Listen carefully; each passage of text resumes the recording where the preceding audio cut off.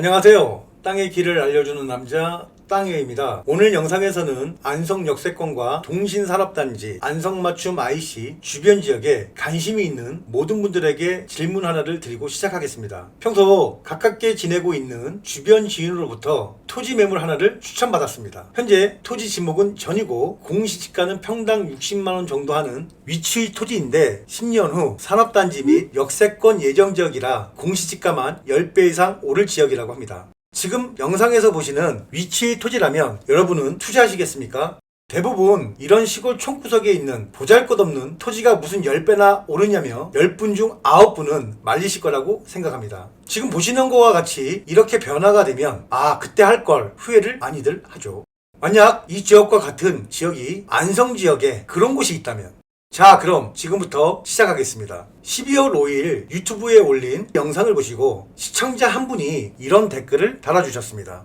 또 많은 분들이 동신산업단지가 언제 공사를 하는지, 거기는 농지가 많아 농림부에서 난색을 표명하고 있는데 그게 가능한지, 안성역은 정말 이곳에 들어오는지 등등 정말 많은 문의를 주셨습니다.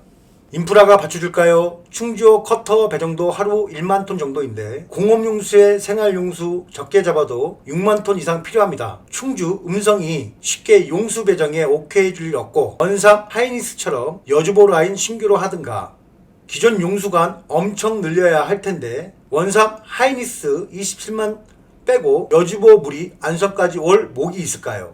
먼저 댓글 달아주신 내용이 산업단지 용수 문제를 다루실 정도로 상당한 식견을 갖춘 분이라 짐작이 됩니다. 물론 인근 지역의 거주하는 분일 수도 있으리라 짐작하고요. 댓글에 있는 6만 톤 이상의 공업용수와 생활용수의 필요성은 아직 구체적인 수치로 확인해서 말씀드리기는 어려울 듯합니다. 안성 보계면 지역의 개발 예정 사항이 아직 확정되지 않았고 특히 동신 일반 산업단지 상황이 현재 유동적이고 공업용수가 얼마나 필요한지 거기에 동신산업단지가 언제 공사하고 역사 등등 시기를 말하는 것은 이 지역을 분석하는 저조차 매우 조심스럽습니다. 그러나 안성 보계면 동신리 지역의 모든 문제를 해결하고 발전과 개발 시기를 조금은 가늠해 볼 수 있는 자료가 있어 오늘 영상을 통해 소개해 드릴까 합니다. 우선 올해 3월 윤석열 당선인의 국정운영 핵심 정책에 대한 기사 내용을 참조하겠습니다. 2022년 3월 10일 내용이고요. 국내 수출의 20%를 차지하는 절대적인 산업으로 국가 미래 정책과 밀접하다라는 내용의 조선일보 기사입니다.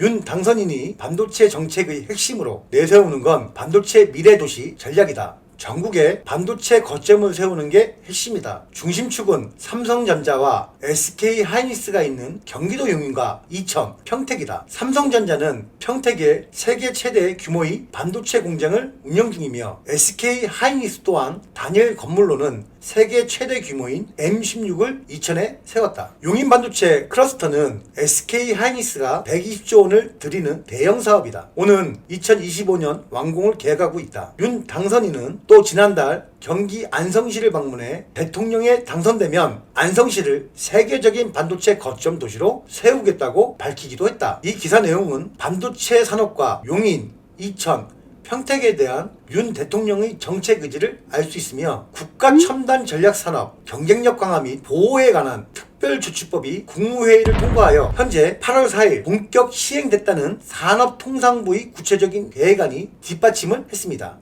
그럼 잠시 국가정책 전문 채널인 KTV 뉴스를 시청하시겠습니다. 글로벌 주도권 다툼이 치열한 반도체와 같은 첨단 산업을 파격적으로 지원하기 위한 국가 첨단 전략산업법. 정부는 본격적인 법 시행에 따라 국가 첨단 전략기술 지정에 나섭니다. 이를 위해 이달 8일부터 18일까지 기업과 연구소, 사업자 단체를 대상으로 수요조사를 벌일 예정입니다. 첨단 산업 투자와 인력 지원을 신속히 추진하기 위해 특화단지 지정과 전략산업 특성화 대학 지정에도 속도가 붙을 전망입니다.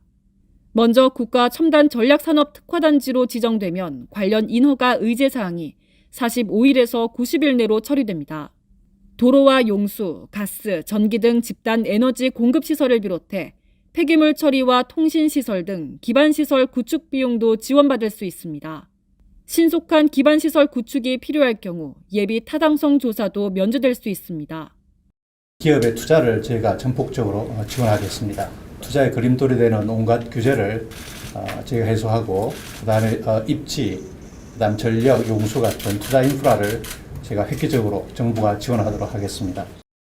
또 전문 인력 양성을 위한 전략산업 특성화대학과 대학원 지정으로 전략산업에 특화된 교육 제공과 관련 학과 정원 확대도 이뤄질 전망입니다. 기업에서 맞춤형 인력 양성을 위해 운영하는 계약 학과에 대해서는 산업재 부담금과 학생 등록금 중 일부도 지원합니다.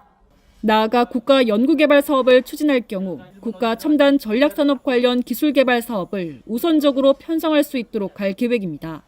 전략산업 특화단지와 특성화대학은 10월에서 11월 중 수요 조사를 거쳐 내년 1월 안으로 지정될 예정입니다. 한편 정부는 국무총리 주재의 국가첨단전략산업위원회를 구성해 9월에서 10월 중 제1차 위원회를 열 계획입니다. 이 자리에서 신속 지정이 필요한 기술을 국가첨단전략기술로 지정하고 이후 분기 또는 반기별로 추가 지정하기로 했습니다. KTV 이리나입니다.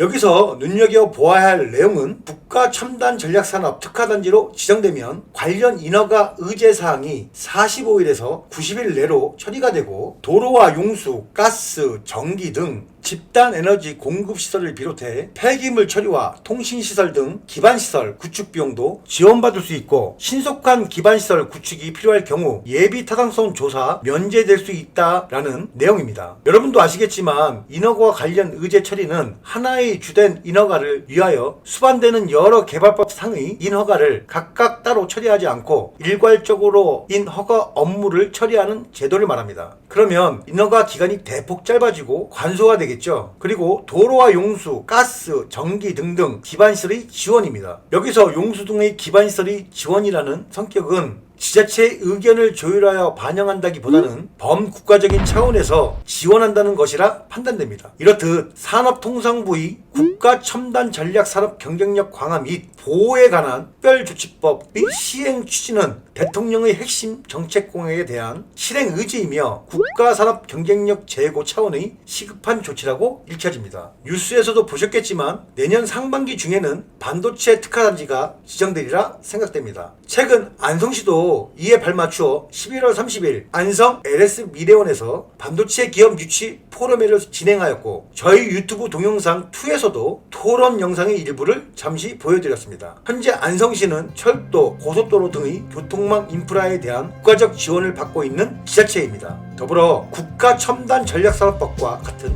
든든한 배경도 갖추어주고 있습니다. 저 또한 이런 이유로 반도체 특별법에 의한 안성시가 추진하는 동신산업단지 소부장 특화 지정을 기대하며 응원하고 있습니다. 지금의 안성시는 도시성장의 동력으로 삼을 모든 조건이 하나씩 갖추어지고 있습니다. 퍼즐이 맞추어지듯 안성시 성장 모습이 하나씩 조각 맞춤이 되어가고 있습니다. 바로 안성맞춤이라 생각합니다. 오늘은 여기까지 하겠습니다. 감사합니다.